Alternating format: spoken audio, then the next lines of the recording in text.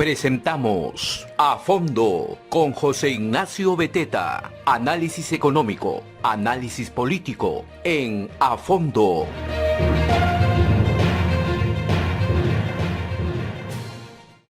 Hola, ¿cómo están? Muy buenos días. Soy José Ignacio Beteta, conductor de A Fondo, presidente de la Asociación de Contribuyentes del Perú. Gracias siempre a la red de comunicación regional.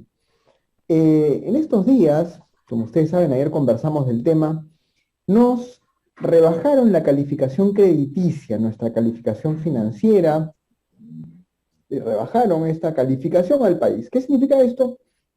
Significa que, según esta agencia internacional, Perú ya no es un país tan seguro para invertir, para recibir préstamos internacionales, o incluso para que se les compren bonos. Ustedes saben que los estados emiten bonos. ¿Qué cosa es un bono?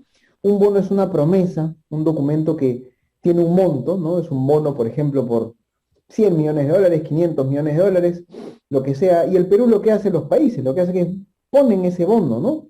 Se lo dan a alguien y le dicen, mira, si tú me das este papel, ¿no? Esta plata que está en este bono, yo luego en 5 años, 10 años te voy a devolver esa plata más un 5%, 10%, 8%, lo que sea.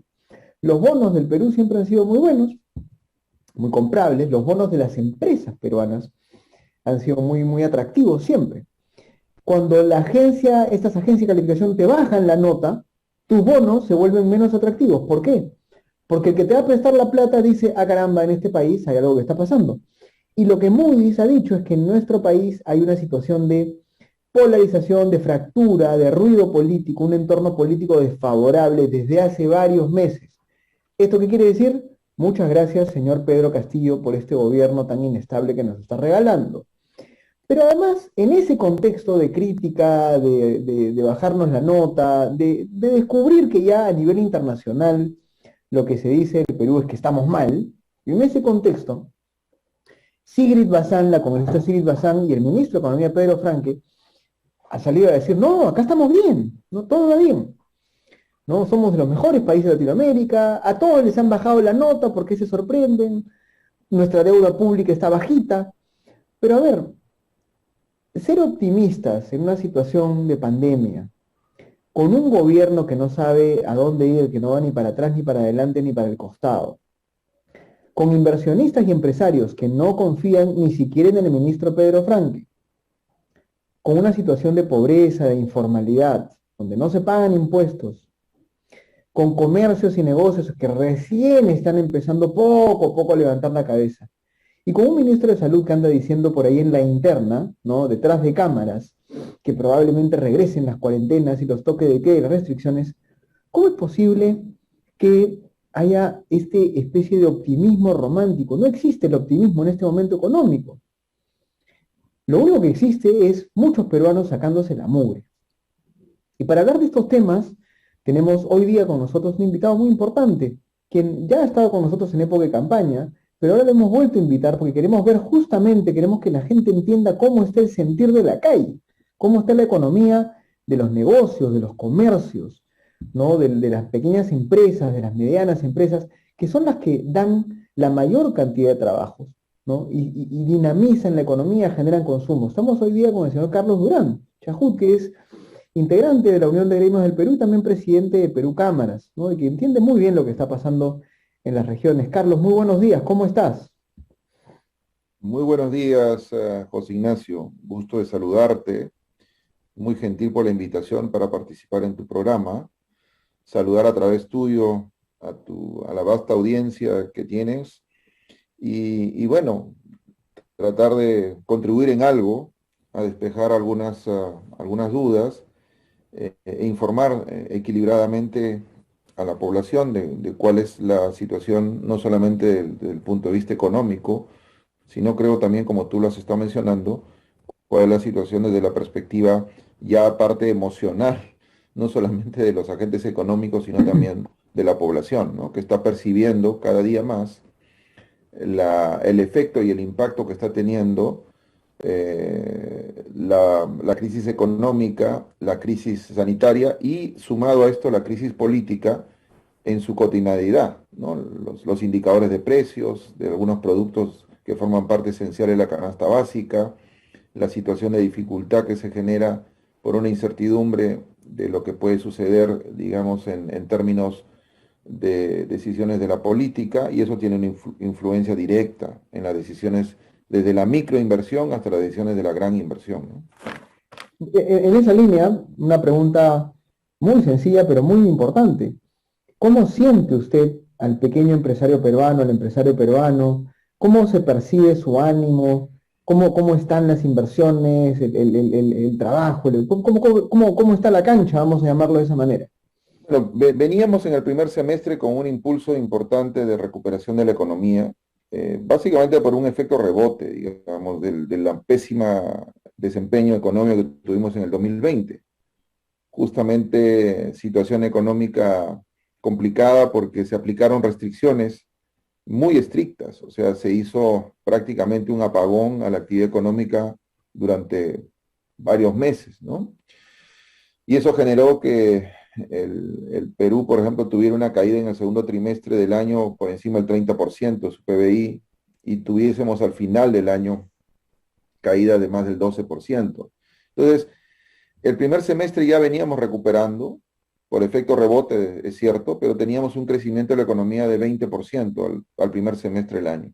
Y la proyección optimista, conservadora, hacía que estemos terminando el año con un crecimiento de alrededor entre 10 y 12%, ¿no? Ese más o menos era el rango que nosotros habíamos estimado en nuestras proyecciones económicas. Pero eso implicaba que las condiciones de crisis política no se exacerben, que la polarización a partir del discurso que dio el presidente Castillo el 28 de julio en el Congreso, a pesar de que días posteriores se demoró en la conformación de su gabinete, pudiera marcar el camino hacia donde debíamos estar orientando y enfocándonos, que era lo urgente: combatir la pandemia, continuar con la vacunación de la mayor parte de la población posible hasta fin de año, atender de manera selectiva sectores de la actividad económica que no estaban siendo recuperados desde una perspectiva sectorial y territorial, y más bien dar los incentivos necesarios para aquellos motores de la economía que estaban sí permitiendo el crecimiento, como la minería,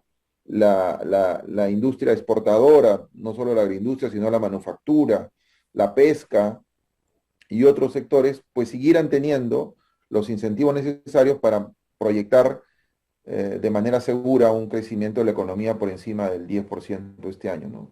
Ahora, lo que ha venido sucediendo estos primeros 30 días de gobierno, lo que ha generado justamente es una situación de mayor inestabilidad de la que se tenía en la época, como tú has referido, a la época eleccionaria. Pareciera que seguimos en una tercera vuelta, los discursos siguen siendo más discursos de campaña, y lo digo de ambos lados, de la extrema derecha, de la extrema izquierda, y en el medio pareciera que se está generando una situación de indefinición que lo único que hace es eleva el nivel de desconfianza, eleva la incertidumbre, y eso se refleja en lo que tú acabas de mencionar tan acertadamente, ¿no? Una calificación que nos ha hecho Moody's hace un par de días, donde nos ha bajado, ¿no?, la calificación en términos de que el riesgo país es mayor, y pone además en tela de juicio nuestra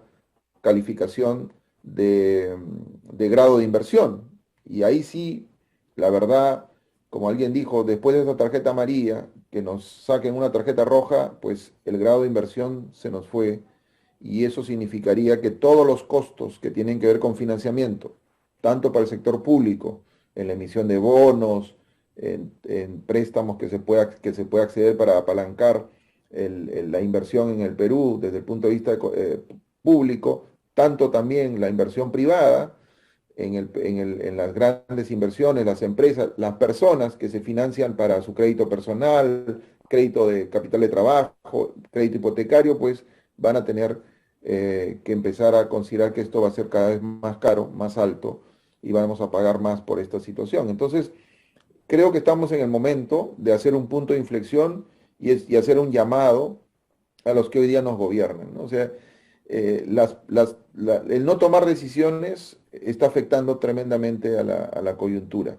Y una vez más se demuestra, así como el título de tu espacio, la política y la economía no van por cuerdas separadas. O sea, es un hecho concreto, fáctico, que lo ha demostrado la historia económica, no solo en el Perú, sino en otras partes del mundo, que las decisiones políticas, la política pública tiene un impacto directo en la actividad económica del país, tanto desde el punto de vista del inversionista como del consumidor. Entonces, hoy día el ciudadano ve toda esta coyuntura, esta situación, y claro, si tiene la oportunidad de retirar su CTS, o tiene un poco en la AFP y retira AFP, o tiene un ahorro por ahí en soles, pues se va a refugiar a los dólares. Y esta es una decisión que tiene simplemente sentido común de sobrevivencia económica, y esto impacta en el tipo de cambio, un tipo de cambio que se mantiene por encima de los 4 soles, cuando todas las proyecciones de los indicadores hacían suponer hace unos meses atrás que el dólar en este año iba a terminar alrededor del 3.8, ¿no? Y eso nuevamente es una alerta para decirnos algo estamos haciendo mal en nuestra economía interna, algo estamos haciendo mal en nuestra agenda interna.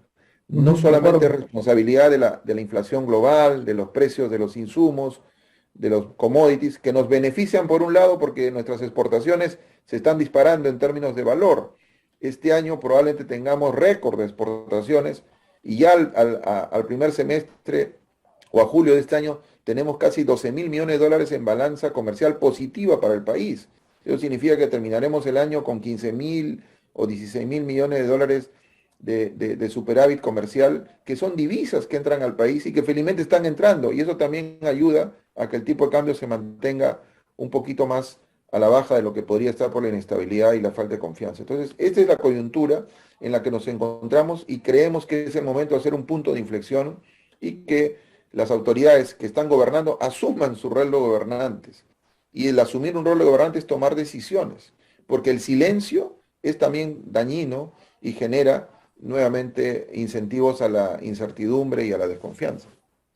Ahora, en esta línea, y siempre pensando en las regiones, ¿no? Justamente en el comercio regional, en lo que ocurre en el interior del país, que es donde a veces ya la ciudadanía, la población, ya ni siquiera se preocupa por la política porque está más preocupada en sobrevivir, en trabajar, en llevar el plato de comida a la casa, ¿no? En este sentido, acaba de ocurrir, digamos, el otorgamiento de la confianza a un gabinete pues bastante polémico. Sin embargo, mi pregunta va en esta línea. Ahora que hemos hecho un buen diagnóstico, usted nos ha pintado muy bien la realidad, veníamos con una buena perspectiva de optimismo, con un rebote, con una recuperación, y sin embargo, en los últimos 30 días, obviamente el segundo semestre es mucho más incierto, mucho más inestable, no es tan, digamos, optimista.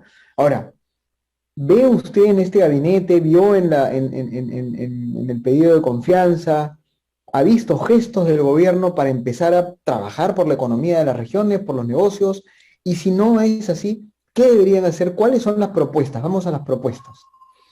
Mira, a ver, hemos tenido la oportunidad de reunirnos con el presidente Castillo unos días, una semana antes de que fuese juramentado como presidente, ¿no? Y tuvimos una reunión bastante extensa, y digo tuvimos porque estuve acompañado de varios presidentes de cámaras de comercio de las regiones, justamente para transmitirle la preocupación que había en la situación económica de muchas de las empresas en las regiones, donde probablemente las brechas y las barreras para reactivarse económicamente son mucho mayores que lo que puede suceder en algunas en algunas regiones con mayores facilidades y acceso inclusive al rescate financiero que el gobierno del año pasado dio a través de programas como Reactiva y FAEMIPE.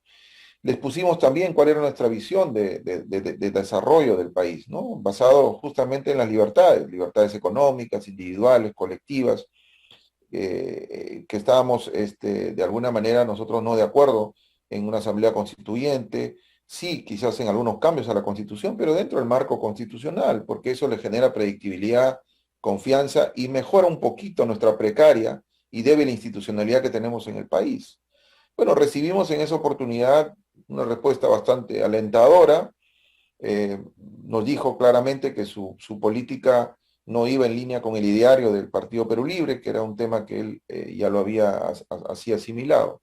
Luego hemos tenido reuniones con él, ya una vez hecho como presidente, hoy día, hace 2 semanas, tuvimos una reunión en Palacio también, nuevamente, hemos estado casi 2 horas conversando y hemos vuelto a tocar los temas, hemos vuelto a insistir y hemos hecho algunas propuestas justamente en línea con lo que vemos necesario tomar como urgente hoy día: lucha contra la pandemia, prepararnos para una eventual tercera ola, una reactivación económica con un enfoque mucho más sectorial y territorial, justamente atendiendo a las regiones donde no ha habido el apoyo necesario y se está pasando muy mal, y también el apoyo para recuperar los ciclos de aprendizaje en la educación, porque no es posible que proyectemos una juventud con ciclos de aprendizaje, digamos, precarios. Eso no va a generar capacidades y competencias en el capital humano que necesitamos para enfrentar el trabajo del futuro y el crecimiento y la competitividad del país. Y nuevamente recibimos igual muy buena respuesta, muy alineado, con propuestas concretas que nos hizo, ¿no? De llevar a cabo reuniones sectoriales ya con ministros para desarrollar agendas de trabajo puntuales, que fue lo que le planteamos, que lo acompañemos en las visitas que va a hacer a algunos países, como la primera que va a hacer a Estados Unidos, para que lleve una delegación de empresarios que transmitan, digamos, esa confianza y generen los incentivos como para que sigan fluyendo las inversiones y no se paren los pedidos de las empresas extranjeras que le compran a los peruanos productos de exportación, que dada la coyuntura pueden tranquilamente nuestros compradores extranjeros decir: oye, ante el riesgo de Perú, ¿sabes qué? Mejor cambiemos nuestros pedidos, aunque la calidad no es la misma,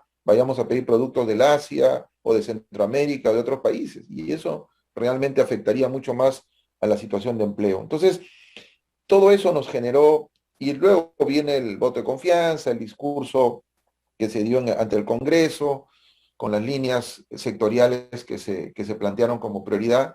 Pero el gran tema que nos preocupa es que del discurso al hecho no se están aplicando, no se están haciendo las Bueno. medidas o no se están implementando, ¿no?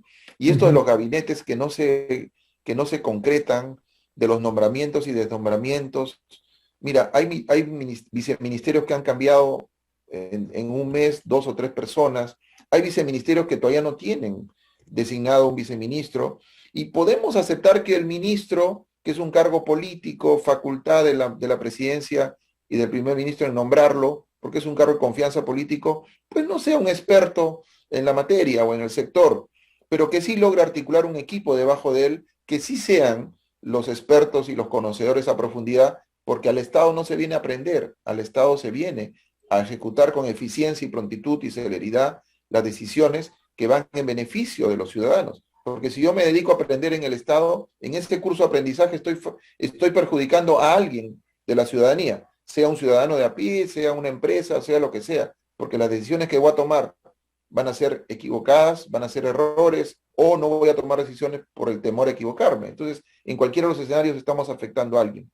Entonces, ese es hoy día lo que nos está, como quien dice, faltando, que se concreten las propuestas, los ofrecimientos en actos que demuestren que estamos ya encaminados en una ruta con baja incertidumbre, con mayor confianza y además decisiones centradas en la persona, centradas en la reactivación económica, centradas en cuidar la salud y cuidar la economía del país y crecer este año 11%. Y si podemos crecer más, mejor, porque tenemos que recuperar la economía y sobre todo, como dices tú, las regiones. No puede ser que todavía estemos con regiones como Tacna y Tumbes condenadas a seguir cerradas sus fronteras. O sea, la única frontera abierta que tiene el Perú hoy día es el aeropuerto Jorge Chávez.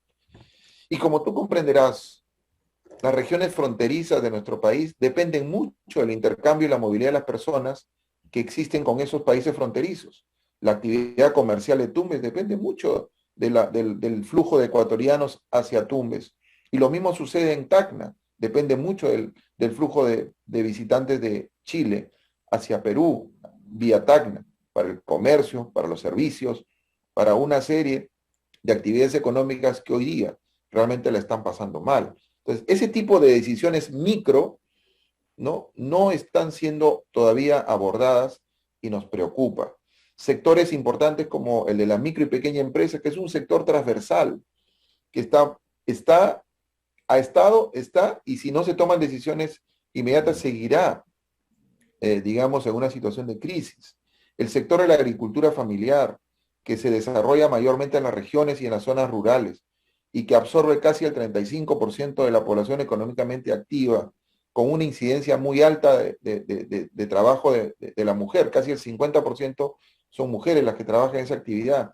Ya viene la campaña de siembra, septiembre, octubre, noviembre, son las épocas en que comienzan a sembrarse, y eso tiene que ver también con la seguridad alimentaria del país. Entonces, si no comenzamos a activar con un ejecutivo bien organizado, bien potenciado con técnicos que puedan saber, conocer y saber qué hacer inmediatamente, pues estamos poniendo en riesgo nuevamente los escenarios optimistas de crecimiento económico, de reactivación de la economía, de cubrir las brechas que existen, que es una de las razones principales y foco de este gobierno, fue tenemos que cubrir las brechas, que estamos de acuerdo, hay poblaciones vulnerables que se han precarizado más todavía producto de la pandemia y la crisis económica. Entonces, pero si no corregimos lo macro y comenzamos a actuar eficiente y rápidamente en lo micro, pues tampoco vamos a lograr cubrir esas expectativas que se han generado en esos sectores tan vulnerables de nuestra población. Entonces, esa es un poco la coyuntura en la que nos encontramos hoy, y lo que pedimos y exhortamos al presidente y al Ejecutivo es que definan. Ya sea Pato Gallareta, se queda o se va este ministro, pero hay que tomar la decisión. Se nombra o no se nombra tal o cual viceministro, hay que tomar la decisión. Se aplica o no se aplica tal política pública, hay que tomar la decisión. Y eso es lo que estamos de alguna manera impulsando nosotros como Unión de Gremios. Lo hemos hecho ayer en una conferencia de prensa, hemos respaldado los acuerdos que se han logrado en el Acuerdo Nacional, en este consenso por el Perú, que básicamente lo que busca es eso justamente, centrar las decisiones de la política pública en la persona, en las poblaciones más vulnerables, generando los incentivos necesarios para que la inversión siga fluyendo, se recupere el empleo, los millones de puestos de trabajo que se han perdido, y pari passu se apliquen los presupuestos eficientemente para cubrir las brechas que existen en nuestro país. Esto es lo que básicamente estamos esperando, y confiamos que quizás en las próximas horas comiencen a verse las definiciones que estamos reclamando. Ojalá, ojalá y clarísimo todo, ¿no? Clarísimo los pedidos, clarísimo el gasto eficiente del dinero de los contribuyentes, el promover la inversión, el no generar dudas. La mirada tiene que estar puesta en las regiones. Hay que mirar a las regiones, hay que poner el foco en las regiones, tenemos que preocuparnos por la economía regional, porque ahí están las poblaciones más vulnerables, y además porque ahí es muchas veces donde falta ese compromiso con la ciudadanía desde el Estado, pero también, como usted bien dice, esa preocupación real desde el empresariado regional, o sea, el empresario en las regiones, las cámaras de comercio regionales, los parques industriales, las galerías, los mercados, digamos, son la vida del país, y ellos también necesitan una voz frente al presidente Castillo, frente al gobierno. A veces uno cree, ¿no?, que los políticos, los periodistas y las redes sociales son las que hacen política.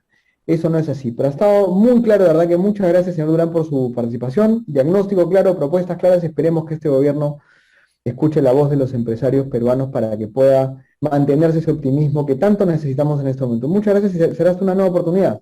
Gracias, señor Beteta, le agradezco mucho la oportunidad, y claro, usted ha hablado de la perspectiva de los contribuyentes, y creo que ese es un tema también que tiene que abordarse, ¿no? Necesitamos una reforma tributaria importante. Así es. Que profundice y facilite, simplifique, incentive, digamos, la formalización.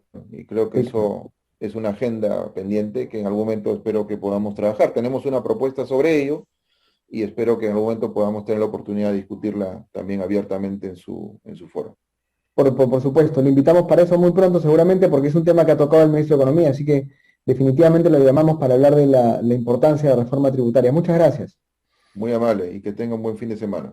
Usted también. Muchas gracias, señor Carlos Durán, presidente de Perú Cámaras y también miembro de la Unión de Gremios del Perú, un empresario que conoce la realidad regional, conoce el empresariado regional. Pero no tenemos mucho tiempo más. Vamos ya con Lucero Martínez, especialista de la tribu, en nuestra sección Entérate Perú, para que nos cuente, Lucero, a ver, ¿qué pasa con la vacunación? ¿Qué pasa con la reactivación económica? Muy buenos días, Lucero, ¿cómo estás? Buenos día, José Ignacio, ¿qué tal? Sí, en esta oportunidad comentar cómo vamos en la vacunación y las expectativas económicas también. El ministro de Salud ya ha anunciado que esta semana pues, llega a 12 millones de dosis de vacunas, o bueno, este mes. Actualmente en Lima Metropolitana y el Callao ya se está vacunando a personas entre 34 y 37 años de edad. Se va de inicio también a la vacunación del personal de instituciones educativas, ¿no? Personal administrativo, docentes, auxiliares. Aún estamos a la espera de las posibles modificaciones a las restricciones que hoy conocemos. Nos habían adelantado que iba a haber cambios, sin embargo, aún no tenemos noticias de ellos. El proceso de vacunación, más allá de proteger a la ciudadanía, es importante para evitar restricciones severas que puedan perjudicar la economía del país, ¿no? Precisamente ahora que hemos recibido la noticia sobre nuestra rebaja en la calificación crediticia por parte de Moody's, reconocida calificadora de riesgo. Lo que esa institución nos dice es que Perú mantiene su fortaleza interna, ¿no? Mantenemos nuestras reservas internacionales netas que están a cargo del Banco Central, no se prevé incumplimiento de la deuda, pese a que nuestra deuda se ha incrementado considerablemente, y se reconoce incluso también el entorno favorable de los precios de los metales. Entonces, ¿por qué nos bajaron la calificación? Cito ahí textualmente, Moody's remarca que lo que ha llevado a un deterioro de la fortaleza en el Perú durante los 2 últimos años ha sido el entorno político que ha perjudicado la eficacia de las políticas y más recientemente la falta de claridad sobre las políticas del nuevo gobierno, controvertidos nombramientos del gabinete y tensiones propias dentro del partido gobernante. ¿Qué entendemos de esto? Populismo del Congreso anterior, falta de claridad y señales erradas de este gobierno que afectan la gobernabilidad, la efectividad de las políticas y la credibilidad y confianza, ¿no? Que un agente externo, observador de nuestra situación nos diga esto debe ayudarnos a tomar responsabilidad política, social, creo yo, para dejar de justificarlo y tomar acciones en lo que estamos fallando. No se trata de una ola de crisis internacional, sino que los problemas están aquí, en casa, ¿no? Y yo creo que eso es lo que debemos llevarnos como mensaje. Y entonces, en todo caso, las medidas sería tomar las acciones necesarias para disminuir el grado de incertidumbre y confrontación política para que se vea reflejado en un clima de inversión mejorado y priorizar de todas maneras la llegada de la vacuna, atender la pandemia, evitar restricciones severas, que es lo que otros países también están haciendo. Estás con el micro apagado, José Ignacio. Gracias, Lucero. Sí, efectivamente. Bueno, no, clarísimo todo. No podemos ya volver a etapas de restricciones, cuarentenas y todo que queda. Eso ya se acabó. Ni en el mejor sueño del ministro Hernando Ceballos, ni de los directivos y ministros del Estado, que además tienen una ideología que lamentablemente prioriza más al Estado que el empresario, la libertad económica, la iniciativa privada, el pequeño emprendedor. Ni en sus mejores sueños podemos volver a restricciones y toque de queda. Necesitamos más vacunas, más reactivación, más educación, más retorno a clases, más salud. Gracias, Lucero, que te vaya muy bien, cuídate. Cuídate, José Ignacio. Muchas gracias. Con ustedes también. Muchas gracias por estar con nosotros. Será hasta la siguiente edición de A Fondo. Soy José Ignacio Beteta. Que tengan un muy buen día. Cuídense mucho. Hemos presentado A Fondo.